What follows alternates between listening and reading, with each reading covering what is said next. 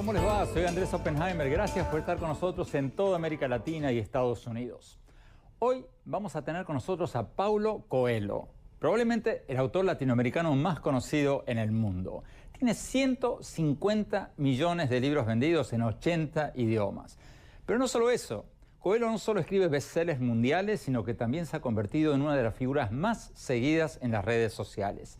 Tiene 13 millones de seguidores en Facebook, escucharon bien, 13 millones, y casi 9 millones de seguidores en Twitter. O sea, más que todos los presidentes latinoamericanos juntos, mucho más.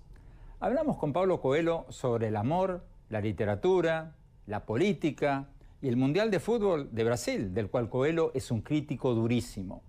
La entrevista no tiene desperdicio, vamos directamente a la entrevista. Veamos. Paulo Coelho, muchas gracias por estar con nosotros. Han pasado 25 años desde la publicación del Alquimista y bueno, desde entonces usted ha escrito un bestseller tras otro. Pero una cosa que me llama la atención es su activismo en las redes sociales. Usted es una de las personas del mundo con más seguidores en Facebook y en Twitter. ¿Por qué? ¿Qué es lo que le atrae tanto de las redes sociales? Bueno, aparte de que me gusta mucho, empecemos por ahí. Primero, gracias por tenerme en su programa. Segundo, me gustan mucho las redes sociales porque creo que es una otra manera del escritor comunicarse con el público. Lo que acontecía antes era que yo hacía una firma y bueno, gracias a Dios tenía mucha gente allí, podría firmar 200 libros, no más que eso, porque 200 personas, porque la gente venía con mucho más libros. 200 personas firmando 10 libros de cada una, y eso me llevaba 8 o 10 horas. Sin embargo, los otros se sentían muy frustrados. Hasta el momento que empezó las redes sociales. Y soy un aficionado de Internet. Tengo mi blog y tengo mi página web desde de finales de los 90 y a través de Twitter, Facebook, tengo la posibilidad de conectarme más con los lectores, leer lo que piensan y tal. Quiero añadir una cosa. La literatura se está cambiando. En este momento, el escritor, que es una persona que pasa un mensaje a través de la palabra escrita, antes lo hacía solamente en libros. Después vino el soporte electrónico, que no es de eso que quiero hablar. Quiero hablar de una nueva manera bueno, de pasar este mensaje, que no es solamente a través de los libros o a través de los ebooks, sino a través de posts en las redes sociales.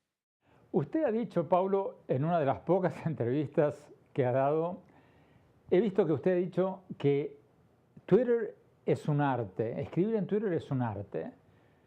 ¿Usted cree que las redes sociales son el futuro de la literatura? Sí, yo creo que las redes sociales son el futuro de la literatura. Pero ¿por qué dije que Twitter es un arte? Porque uno tiene que en 140 caracteres pasar toda una idea. Y, y, y eso, en este momento, ayuda muchísimo al escritor a sintetizar sus ideas, a hacer con que sus ideas pasen con el mínimo de palabras posible. Ya lo intentaba en mis libros, siempre ser muy directo, sin ser superficial. Sin embargo, ahora con el ejercicio de Twitter o de los posts en blog, que también son muy cortitos, me ayuda mucho a ser sintético, directo, pero sin ser superficial.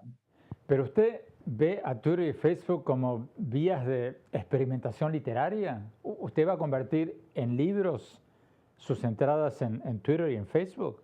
Bueno, ya tengo un libro de Twitter que salió en Corea. Los otros editores dijeron, no, no, no, no, no. Pero los coreanos tuvieron esta idea de hacer un libro con Twitter y lo publicaron. Pero cuando hablamos de Twitter, la verdad estamos hablando de cosas cortas y directas. En mi libro más reciente, El manuscrito encontrado en Accra, Es un libro que puedes cortar y hacer miles de Twitter con él. Es decir, cada frase contiene el libro. Y sí, entonces eso es una experimentación literaria, no en los modelos clásicos que la gente imagina, porque la gente dice, bueno, vamos a hablar, como decían las personas, vamos a escribir como el nouveau roman francés, es esta literatura que en Francia en un determinado momento se propagó por todo el mundo, pero la gente experimentaba mucho la forma y poco el contenido. En las redes sociales tienes que tener contenido y la forma es secundaria. Paulo, 13 millones de seguidores en Facebook, 9 millones de seguidores en Twitter son un buen medidor del estado anímico de la gente. ¿Cuál diría usted es el estado anímico? ¿Cuáles son las cosas que más le preocupan a la gente hoy en día? Yo diría, André, que no es tanto las preocupaciones de la gente. Cuando estoy en las comunidades sociales, estoy leyendo lo que discuten, lo que hablan y contestando. Por ejemplo, hace 2 semanas puse un post sobre la depresión. Yo nunca tuve depresión, pero empecé a notar que la gente hablaba mucho de depresión y pedí, ¿por qué no hablamos entonces? Porque ustedes no comparten su experiencia de depresión. El curioso fue que tuve más de 1.000 personas que me escribieron páginas y más páginas sobre sus propias experiencias de depresión. Gente que sigue deprimida, porque la gente que en este momento toma medicamentos no escribió nada. Pero la gente que sigue deprimida escribió. Y eso fue muy curioso para entender cómo la gente ve el mundo de hoy. ¿Qué es? ¿Cómo estamos? ¿A dónde estamos? Este exceso de información, esta imposibilidad de concentrarse mucho en una cosa. Y es muy interesante para un ser humano, más que para un escritor, saber o compartir un poco lo que los otros piensan. Pablo, un Twitter suyo reciente que me llamó la atención dice lo siguiente: demostremos alegría y optimismo. Quien gusta del pesimismo es un pseudo intelectual. ¿Usted cree que el mundo está cambiando para bien? ¿Usted cree que el 2014 va a ser mejor que el 2013? ¿Que el 2013 fue mejor que el 2012? ¿Y así sucesivamente? Bueno, Andrés, eso no lo sé porque no soy un profeta, pero sin embargo hay una cultura del pesimismo en la intelectualidad clásica. La gente siente que la literatura fue hecha para deprimir a las personas. Y si la literatura hace otra cosa que no sea para deprimir a la persona, la gente dice, oh, eso no está bien, porque esta gente que está leyendo no está encarando, no está viendo la realidad. Mira, la realidad es lo que nosotros creamos. Yo estoy seguro que, claro, yo tengo mis problemas, yo tengo mis momentos de estar enfadado y tal y cual, pero mi realidad depende mucho de mi condición. Decía el filósofo Ortega y Gasset, yo soy yo y mi circunstancia. Entonces, hay una parte que es la circunstancia de mi vida. La otra es como yo voy a manejar las circunstancias de mi vida. Entonces, la intelectualidad antigua, pseudo-intelectualidad, siempre ve el mundo sobre un prisma, una visión negativa. Yo creo que no tenemos que ver ni negativamente ni positivamente, pero realísticamente. Y al fin y al cabo, la realidad es la que hacemos nosotros. Pero usted, Pablo, por los libros, por lo menos que yo he leído suyos, ¿es un optimista o no?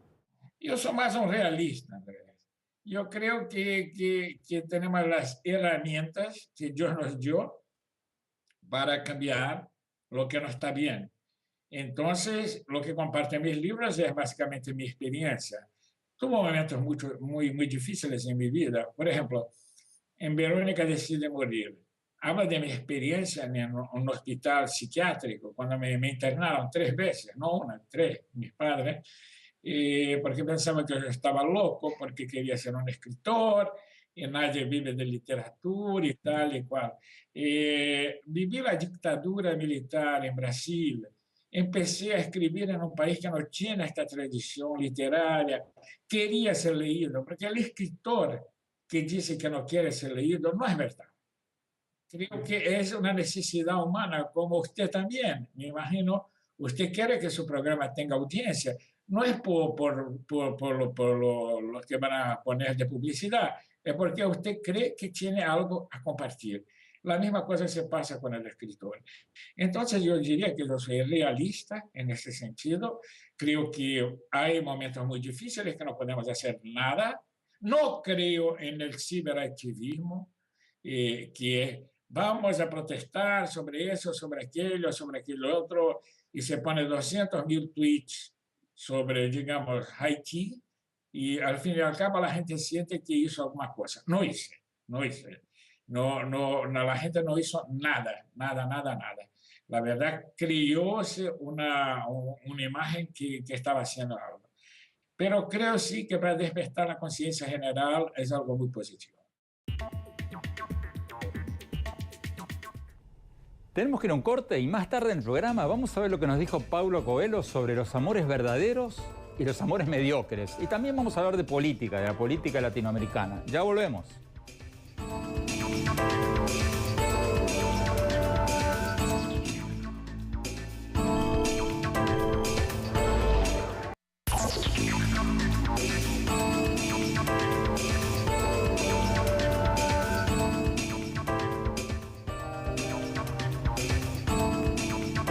Gracias por seguir con nosotros en esta entrevista exclusiva con Paulo Coelho, probablemente el escritor latinoamericano más conocido del mundo, o por lo menos el que más libros vende. Lleva 150 millones de libros vendidos en 80 idiomas. Sigamos con la entrevista.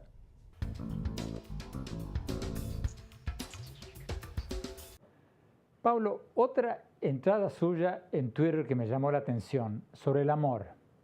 Dice: el tiempo y la lectura no me han cambiado, pero el amor me ha transformado. El amor no es solamente el amor por una persona, sino el amor también por algo que uno hace. Es parte de la condición humana amar. Estamos aquí para compartir nuestro corazón, estamos aquí para hacer algo con ganas de hacer. El gran problema del mundo hoy es que la gente no hace todo lo que tiene ganas de hacer, sino hace porque tiene que hacer. Y no es así. Tenemos una vida para vivir. Lo que pasa más allá, bueno, no nos toca pensar en este momento, nos toca honrar el milagro de la vida. Y solo podemos honrar el milagro de la vida con el amor. Pablo, pero ¿no es usted un poco optimista sobre la institución del matrimonio? Porque en muchos países, sobre todo los industrializados, más de un 50% de la gente se divorcia, o son familias, madres solteras o parejas no casadas.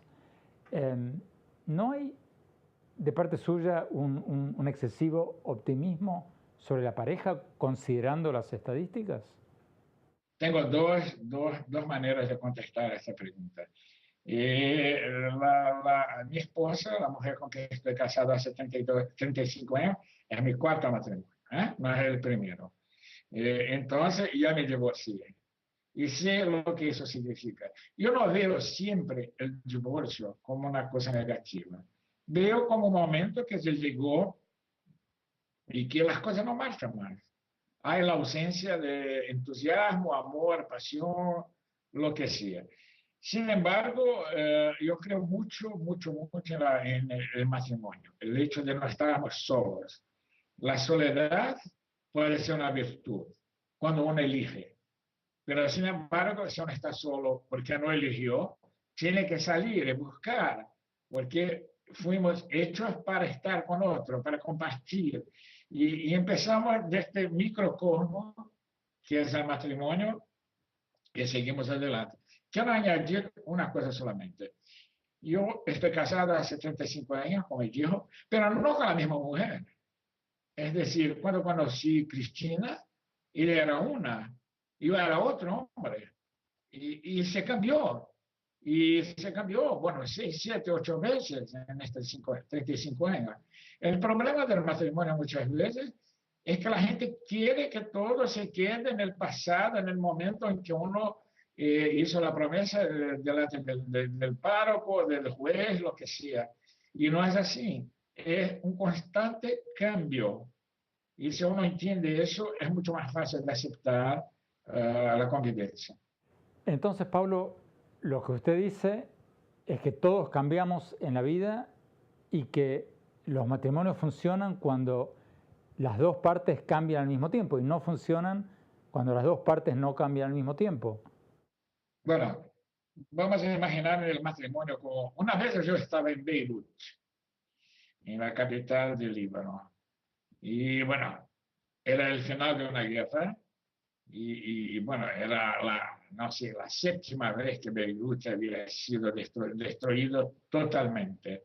Y pregunté, dice, bueno, ustedes están en un rincón que no pueden controlar, ¿por qué no cambian? ¿Por qué no van a no construir Beirut en un lugar más lejos? Porque aquí es un lío, siempre van a tener problemas.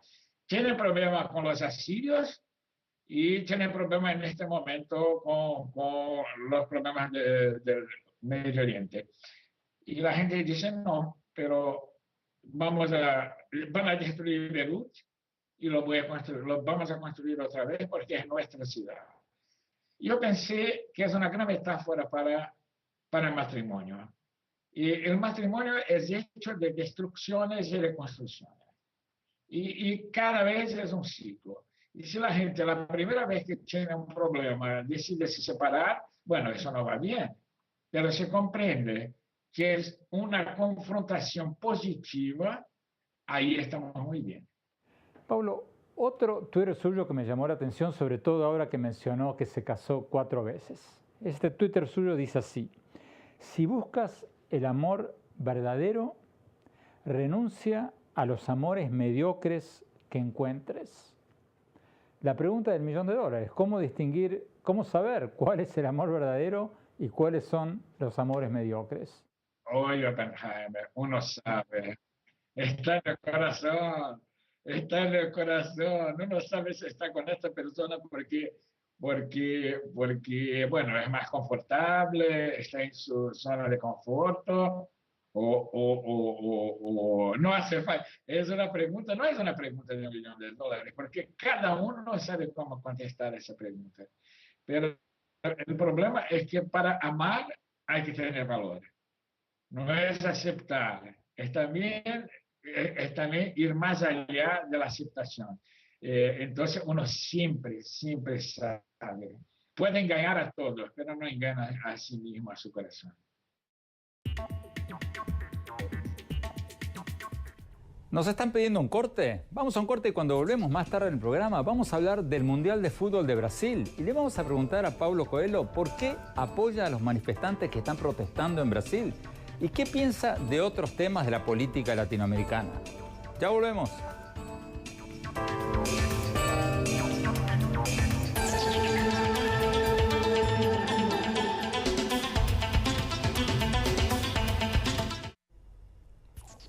Gracias por seguir con nosotros en esta entrevista exclusiva con Paulo Coelho, el escritor, probablemente el escritor más vendido seguramente de América Latina. Cuando volvamos vamos a hablar de política. Ya volvemos.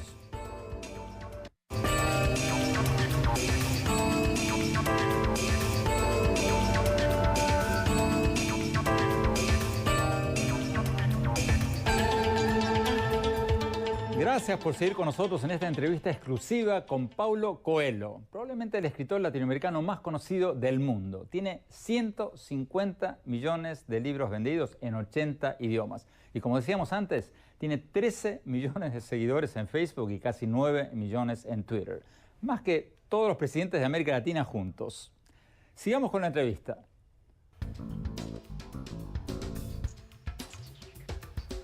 Paulo Coelho, usted escribió en su blog hace pocas semanas que da muy pocas entrevistas porque no le gusta dar entrevistas. ¿Por qué no le gusta dar entrevistas? Mira, Oppenheimer, primero le estoy dando una entrevista, que es rarísimo, es verdad. No es que no me gustan tanto las entrevistas, es que cuando hablamos de una comunidad social, en Twitter con casi 9 millones, y hablamos de Facebook con 14 millones, eh, 23 millones de personas que pasan a uno, que comparten con las otras. Y la idea de la entrevista es básicamente promocionar un libro, que no es el caso, no estoy aquí para promocionar el libro, estoy aquí porque usted tiene un programa que le gusta mucho. Y compartir un poco del hombre que está allí. Sin embargo, durante años daba entrevistas y me preguntaba las mismas cosas que usted no me va a preguntar. Claro, como, eres muy rico, ¿qué haces con su dinero? ¿Qué tiene que ver? Claro que soy rico. Vendí 180 millones de libros y tengo que ser rico. Usted con este dinero no debía distribuir para todo el mundo. ¿Y qué piensa de la crítica? ¿Y cuál es su próximo proyecto? No me pregunte, Andrés, ¿cuál es mi próximo proyecto? Entonces era siempre repetir. Yo me metí un piloto automático y repetía las preguntas que ya estaba acostumbrado y llegó un momento que dije, no, no hace falta. Cuando tengo algo a decir o cuando tengo una entrevistadora que tengo una conexión, como usted, por ejemplo, voy a dar la entrevista. Pero el origen de dar la entrevista era normalmente para decir, tengo un nuevo libro. Ustedes tienen ahora que saber que tengo un nuevo libro. Van a comprar, no van a comprar, es otra cosa, pero tengo un nuevo libro. Y ahora no hace falta, porque ya pongo en mis comunidades sociales, inmediatamente llego a 23 millones de personas. Pablo, usted recientemente causó un pequeño terremoto en la industria editorial cuando le ofreció a sus millones de seguidores en las redes sociales que bajen sus libros del Internet gratuitamente. ¿Por qué? ¿Por qué lo hizo? Bueno, hay toda la industria editorial que me encanta, ¿eh? Y no creo que la generosidad eh, no sea respetada. Yo dije, bajen mi libro gratuitamente, pero compren si les gusta. ¿Ah? Y la gente de lo que llaman, entre comillas, piratas, hizo eso. Y lo que noté fue que después que tuve esta acción, los libros empezaron a vender más. Creo que cuando tienes confianza en la gente, claro, dos o tres te van a engañar, mas los otros no, van a apoyar esto porque aparte de todo eso, hay gente que no tiene condiciones de comprar un libro. Hay gente que está en este momento en África, tiene una buena conexión a Internet, pero no tiene una librería. Entonces, ¿por qué yo voy a ser tan, en inglés se dice greedy, y no dejar que esta persona que quiere leer mi libro lea mi libro? Entonces, si partimos del principio que escribir es compartir, podemos compartir también de esta manera, que es el futuro de Internet, que es el futuro de la literatura, y van a descubrir un modelo de monetizar eso, de los editoriales tienen que hacer eso, porque ya no hay vuelta hacia atrás. Se sigue adelante y la Internet cada vez más va hacia este sitio. Mira usted, cuando escribo mi blog, cuando escribo mis tweets, cuando escribo mis posts en Facebook, lo estoy haciendo sin ganar nada. Lo hago por puro placer. Y este placer es recompensado. ¿Usted cree, Pablo, que este es un experimento suyo personal o que se va a extender a todos los escritores? O sea, ¿es el futuro del libro eso? ¿Usted cree que el futuro del libro va a ser poner los libros gratuitamente en Internet y decirle a la gente, si les gusta, cómprenlo en papel? Mira, nadie sabe cuál es el futuro del libro. Lo que sabemos es que se está cerrando las librerías, que la gente en las ferias, en los editoriales, eh, siempre se pregunta cuál es el futuro, porque no hay más, hay mucha información. Sin embargo, lo que no veo son los otros escritores haciendo la misma cosa. Parece que ven la Internet, las comunidades sociales, como algo menor, pequeño, que no merece la pena de estar allí. Hay unos pocos, unos que sí están presentes, pero la gran mayoría no está. Entonces creo que es más tarea para todos, porque no hay nada más aburrido que leer un libro en una pantalla. Hay la luz, hay la distracción y tal y cual. Tienes que leer el libro físico o el libro en soporte electrónico, que no sea un tablet, que sea como un Kindle o como un e-reader. Creo que la gente, si intenta experimentar eso, va a tener cosas maravillosas, va a ver. Pero no están intentando. Quieren en este momento proteger la industria. No existe eso. Por favor. Pablo, usted hablaba recién de su libro El manuscrito encontrado en Accra. Y una de las cosas que recuerdo de ese libro que me llamó la atención es que usted dice, usted habla ahí de la diferencia entre la derrota y el fracaso. ¿A qué se refiere? ¿Cuál es la diferencia entre la derrota y el fracaso? Mira, Oppenheimer, yo ya fui derrotado muchas veces y lo seré en el futuro otras tantas veces. ¿Eh? Pero el derrotado es el que lucha. Y es derrotado, es vencedor, pero luchó. Entonces, en un dado momento, está contento porque no se acobardó. Sin embargo, el fracasado es el que ni siquiera intenta luchar. Es aquel que la primera derrota dice, soy incapaz, no tengo capacidad, no puedo y tal, me voy a quedar aquí, no voy a intentar ir más allá de mi capacidad. No conoce su capacidad, pero ya se acobardó con la primera derrota. Entonces, es muy importante saber, la derrota es para los valientes y el fracaso es para los cobardes que no intentan luchar. Pablo, usted dice que sufrió muchas derrotas. Bueno, supongo que se referirá cuando era joven y como usted contó antes, sus padres lo internaron, pero después, cuando se convirtió en uno de los escritores o el escritor más leído del mundo, ¿siguió sufriendo derrotas? Claro, hombre. Hombre, yo diría que no diría todos los meses, pero 2 o 3 veces al año, claro, intento hacer una cosa y no la consigo y sufro, ¿eh? Sufro. No quiero decir, no, soy quizá el escritor más conocido del mundo. No, sufro porque tengo este recto que no llegué a salir. Y, y espero seguir luchando, seguir venciendo, claro, venciendo, pero no me intimida, no tengo miedo de la derrota. Si no puedo ir por la derecha, voy por la izquierda, si no puedo ir por la izquierda, voy por el centro, pero sigo adelante. Nos están pidiendo un corte y cuando volvamos vamos a hablar con Paulo Coelho sobre el Mundial de Fútbol de Brasil y le vamos a preguntar por qué está apoyando a los manifestantes que están protestando en Brasil y mucho más sobre política latinoamericana. Ya volvemos.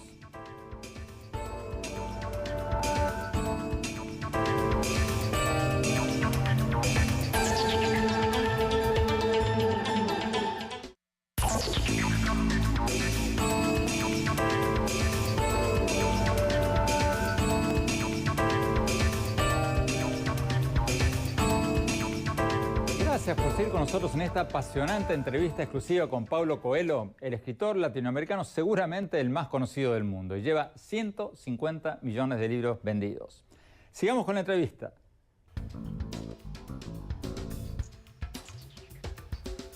Paulo Coelho, el año 2014 va a ser el año de Brasil. Brasil y el Campeonato Mundial de Fútbol en Brasil van a estar en los ojos de todo el mundo. Usted es una de las caras más conocidas de Brasil, aparte de los futbolistas.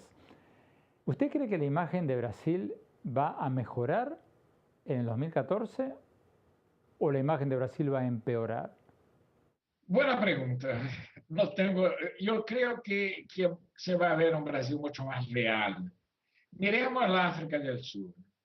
No se vio tanto la imagen de la África del Sur. Se vio la bubuzela. ¿Usted se acuerda de la bubuzela? ¡Qué horror! Y se escondió un poco la pobreza y tal. pero no sé si cambió África del Sur o si cambió la percepción de la gente de África del Sur. A mi juicio, no.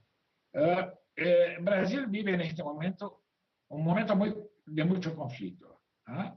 Porque tenemos un partido como el PT, el Partido de los Trabajadores, que está hace mucho tiempo en el poder, que prometió muchas cosas y que no logró hacer lo que prometió.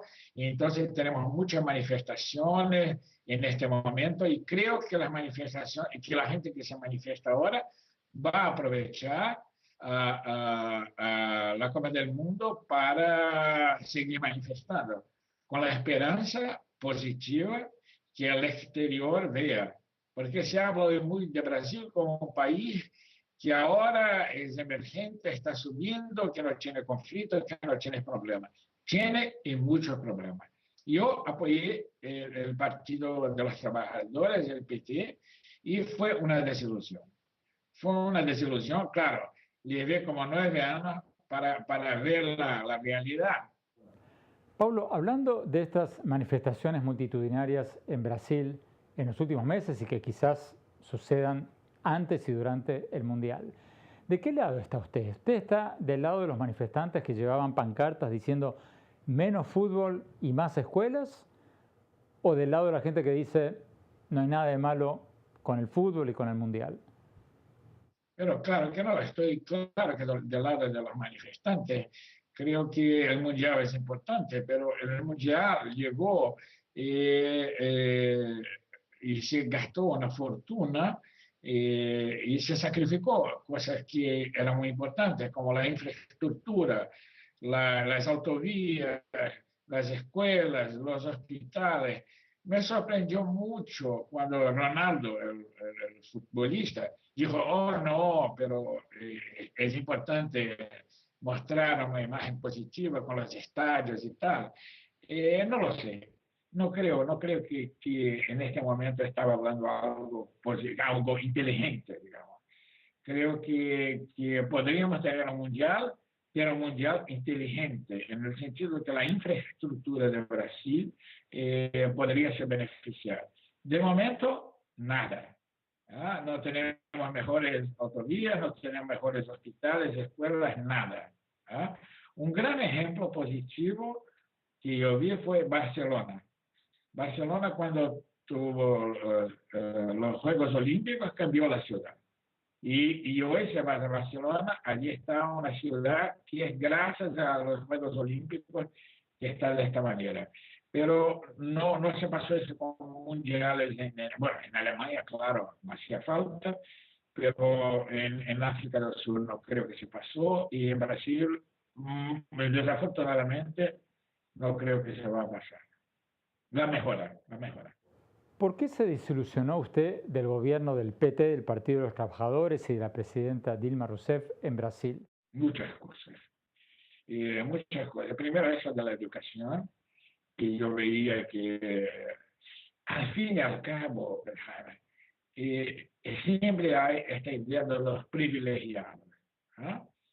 Tiene los privilegiados y un partido que viene del pueblo. Yo creí, bueno, estamos cambiando ahora, ellos conocen los problemas, no es la oligarquía, no sé cómo se dice en español, no son los políticos de siempre. Bueno, 5 años muy positivos y después la cosa empezó a caer. Y si hoy vas a Brasil, vas a ver violencia. Es un horror decir estas cosas de mi país. No, vas a ver violencia, vas a ver pobreza, vas a ver una educación que no es la ideal, vas a ver problemas de hospitales, vas a ver que las cosas no desarrollaron como el gobierno pretende. Pero usted nos decía antes que vamos a ver un Brasil más real. ¿A qué se refiere cuando dice un Brasil más real? Eso, infelizmente, un Brasil más real no es el Brasil que ahora en la bolsa de valores sube y que la gente habla que es una gran potencia, el llamado BRICS, ¿no? Que era Brasil, Rusia, India, China, No es este Brasil. Es un Brasil que vivió en una burbuja y que ahora la burbuja empieza a explotar y entonces las cosas que veíamos, digamos, hace 10 años vuelven con peor, porque no se solucionó. Es como dar un antibiótico durante 10 años, el antibiótico pierde su potencia y ahí no tiene más remedio. Nos están pidiendo un corte y cuando volvamos seguimos con la entrevista exclusiva con Paulo Coelho. Ya volvemos.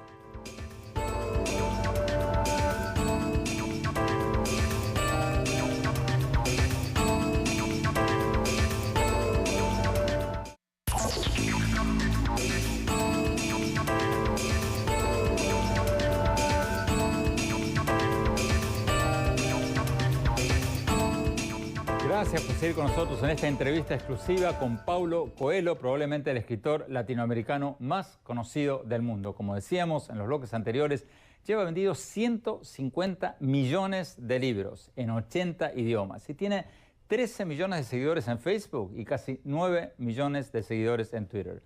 Más, como decíamos al principio del programa, más que todos los presidentes de América Latina juntos. Sigamos con la entrevista. Última pregunta, Paulo. ¿Qué necesita Brasil? ¿Qué necesita América Latina? Bueno, lo que necesita Brasil es la conciencia de su posición en el mundo. Los brasileños son conscientes bueno, tenemos mucho orgullo de nuestro país, pero necesita más conciencia. ¿Pero qué significa eso, Paulo? Es no decir, es culpa del gobierno, porque es muy fácil decir, es culpa del gobierno. Bueno, el gobierno está allí porque nosotros los elegimos, entre ellos yo, y me arrepiento, como he dicho. Entonces sabemos que podemos cambiar. En ese sentido, las manifestaciones son súper, hiper positivas. Y América Latina creo que va hacia un camino que no sabemos todavía, que mi terror, mi miedo, es que volvamos a los años de plomo o al caudillismo que marcó a América Latina. Mira que, no sé si puedo hablar de eso, pero igual hablo y después te lo cuento. Fidel Castro sigue siendo un ícono de la América Latina. ¿Qué pasa? Es un horror eso. ¿Me comprende? Paulo Coelho, muchísimas gracias por esta entrevista, por una de las pocas entrevistas que usted da. Gracias. Gracias, un gran placer. Nos están pidiendo un corte y cuando hablamos, mi opinión sobre Paulo Coelho, el personaje, y lo que nos dijo Paulo Coelho en esta entrevista. Ya volvemos.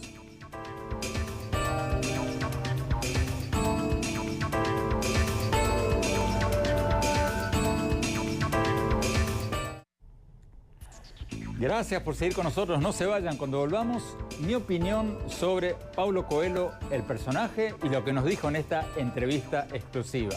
Ya volvemos.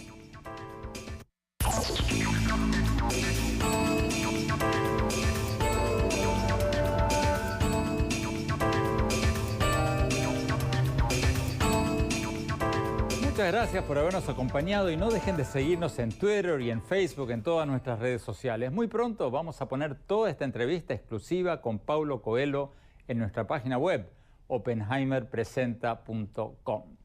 Bueno, mi opinión sobre Paulo Coelho, el personaje, y lo que nos dijo en esta entrevista.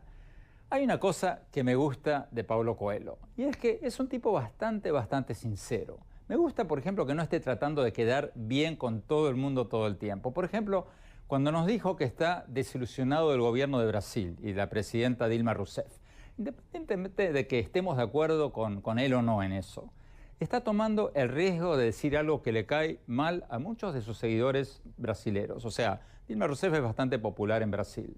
Y lo mismo cuando nos habló del Mundial o de que hay una dictadura en Cuba. Todo eso habla de un hombre que dice lo que piensa. Pero lo que más me gustó de lo que nos dijo Coelho en esta entrevista fue lo del amor, cuando habló del amor. Unos dirán que raro, este tipo que siempre habla de política, pero bueno, a mí me impactó lo que dijo sobre el amor. ¿Se acuerdan cuando le preguntamos sobre el secreto de tener una buena pareja y mantenerla en el tiempo? Coelho nos dijo que él está casado con la misma mujer desde hace más de 30 años. Pero ella no es la misma mujer, nos dijo, porque ella cambió 20 veces, o no me acuerdo cuántas, en estos últimos 30 años. Y él también cambió 20 veces en estos últimos 30 años. Y si ambos todavía están juntos, es porque ambos supieron o pudieron cambiar constantemente al mismo tiempo. Me gustó mucho eso, porque todos cambiamos todo el tiempo. Yo no soy el mismo que hace 20 años y ustedes tampoco. Entonces, me pareció muy sabio eso de que las parejas que siguen juntas es porque los dos cambian al mismo tiempo. Y las parejas que se separan son aquellas en las que las dos no cambian, las dos personas no cambian al mismo tiempo. O sea, en las parejas no hay buenos ni malos, sino tiempos y destiempos. Eso que dijo Coelho me pareció muy, pero muy inteligente. Los dejo con esa reflexión. Gracias. Muy pronto tendremos a otro gurú de fama mundial, Deepak Chopra. Gracias. Hasta la semana próxima.